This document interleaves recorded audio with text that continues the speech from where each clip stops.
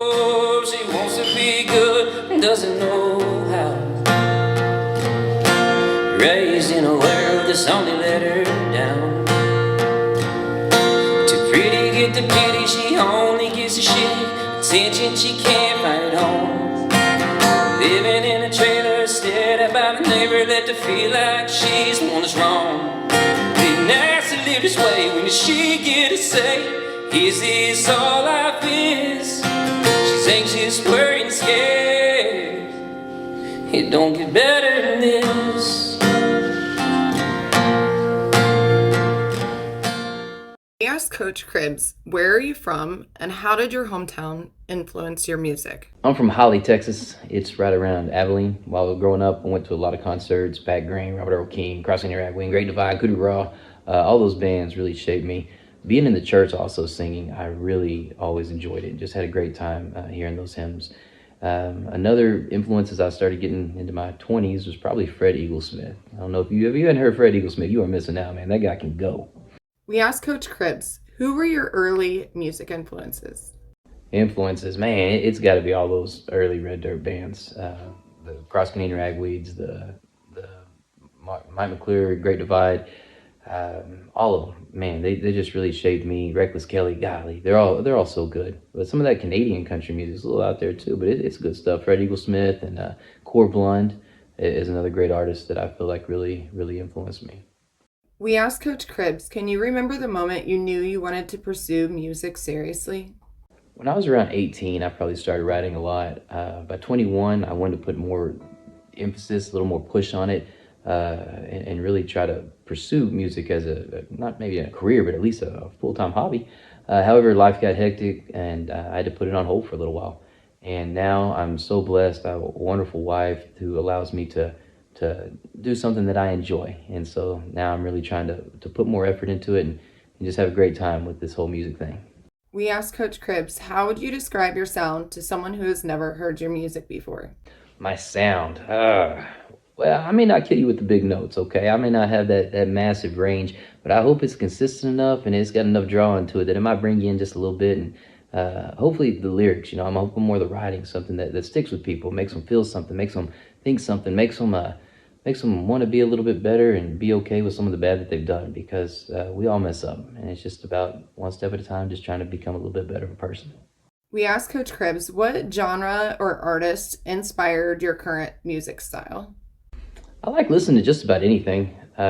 Mostly the stuff you don't find on the radio, though. There's that obscure stuff. There's so many talented people in this world, man. Everybody's so good, and they'll put something up there, and it may just be one person saying one thing, but the thing they say, it hit hard. It's home. I think someone that I'm really been listening to quite a bit lately, though, is Joe Jordan. Man, he's got some just phenomenal lyrics that are about that human experience, and so I've really enjoyed it lately. We asked Coach Cribbs, do you write your own songs? If so, what is the writing process like? Oh yeah, I write my own songs. I'm pretty peculiar about it. Sometimes I feel like I'll ask my wife, hey, what do you think about this? And she'll say something like, I don't know. I think I like this. I'm pretty. I don't take that criticism real well, which may be a problem. Something I should work on. My writing process, though, is honestly, I'm a coach, so I'm bouncing around, driving all around.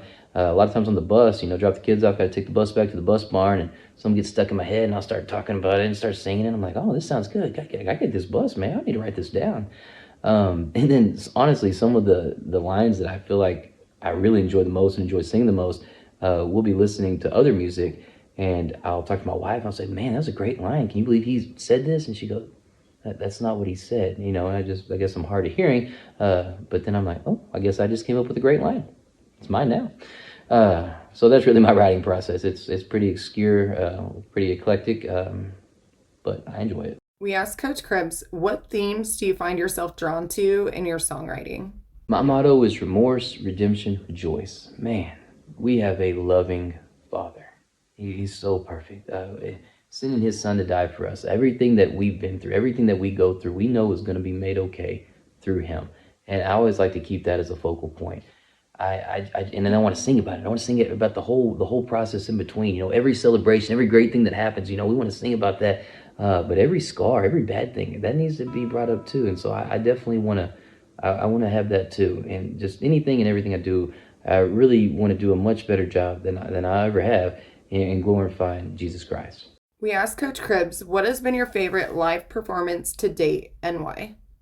My favorite performance, I haven't really performed a lot, I would have to say it's the next. I guess it's the coach in me, you know, you do something, you want to do it better the next time. You're never satisfied with where you're at, it's just where you're going. And so I have to say the next performance, the next chance I get to get up there, can I be a little bit better? Can I sound a little bit better? Can I maybe not forget the lyrics as much? You know, whatever it takes to put on just a little bit better of a show. So my next performance is always my favorite. We asked Coach Cribs, do you perform solo or with a band? What does your lineup look like? I currently just perform solo, just me and my acoustic guitar here. And as far as my set goes, I would say I never want to go too high or too low for too long. You know, kind of keep it moving around. I've got enough sad songs, I've done enough bad in my life that I could sit for about a 2-hour set of nothing but all the things that I've done wrong, but that doesn't make for just a real good show sometimes. So I want to keep it moving up, you know. There's so much good in this world. There's so much funny and crazy. I'll make sure that we put that out there too when we're singing. Oh, she wants to be good and doesn't know how. Raised in a world that's only let her down.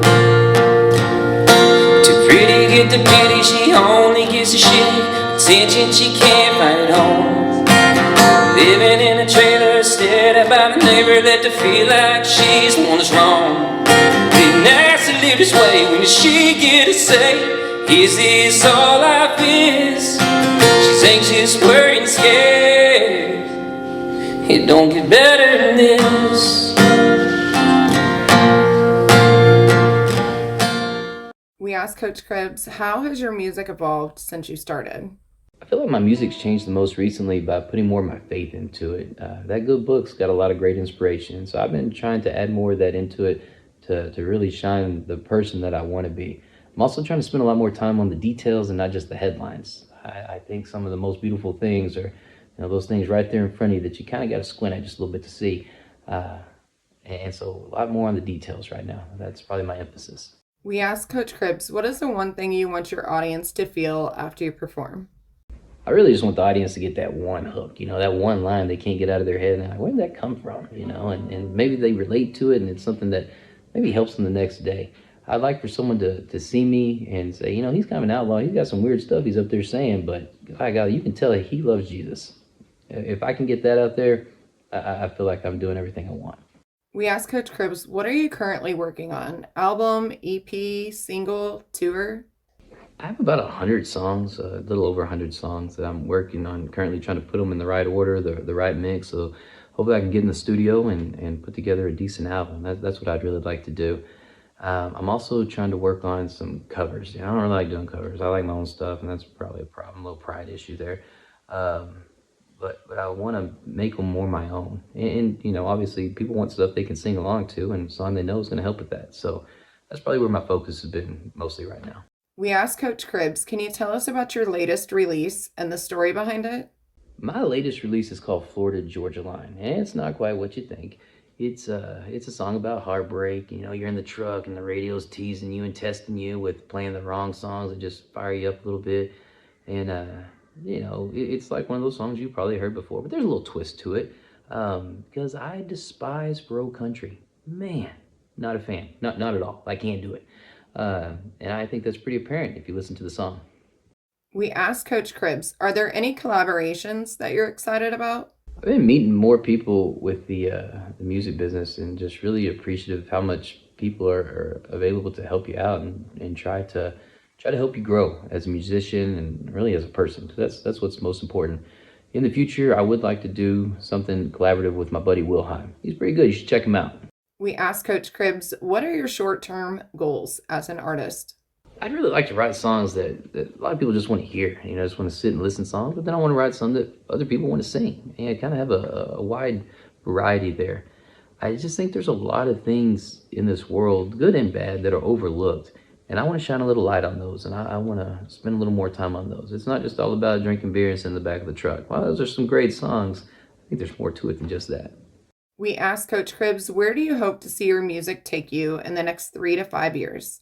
As far as goals, I think I'd like to move into music full time within the next 3 to 5 years. Right now, I am pretty busy. I'm a defensive coordinator I'm a head wrestling coach. I'm a head flag football coach. I coach a lot. In teaching, it doesn't leave a whole lot of time for music. So I'm trying to spend a little more time in it now, invest a little more of my energy and efforts into it.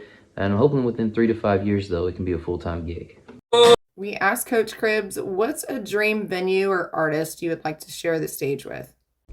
I don't know if I have big, lofty dreams about places I'd like to play, but I mean, it'd be so cool just to play at Green Hall, play at the Luck Reunion, you know, the Chapel or the Revival Tent. You know what I'm talking about. I think those would be super cool. Just places like that where people who really love music are around there, and hopefully I can give them a little something that they enjoy. As far as working with someone, famous people, I would say probably Fred Eaglesmith or Lucero. Lucero's great.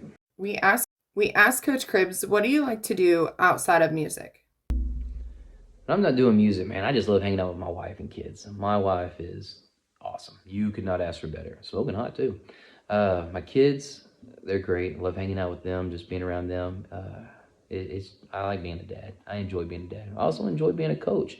All my kids that I coach at the high school, they're a treat. Some people, you know, bad attitudes, great attitudes. Someone always brings something to the table that I feel like makes me a better person, but because I got to know them. And so I just really enjoyed that aspect. I'm truly blessed. My life, I feel so happy with everything that I have. The Lord has blessed me, and I am thankful. We asked Coach Cribbs, what is something people might be surprised to learn about you?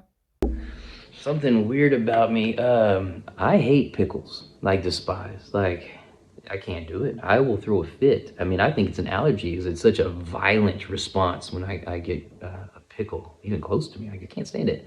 The only vegetable I really eat is fried okra. It's delicious. And something else weird, I don't drink beer.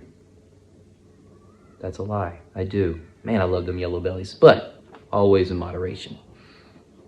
Oh, she wants to be good and doesn't know how. Raised in a world that's only let her down. Too pretty, get the pity, she only gives a shit. Attention she can't find at home. Living in a trailer, stared at by the neighbor, let her feel like she's the one that's wrong. Be nice to live this way, when does she get to say, is this all life is? She's anxious, worried, and scared. It don't get better than this.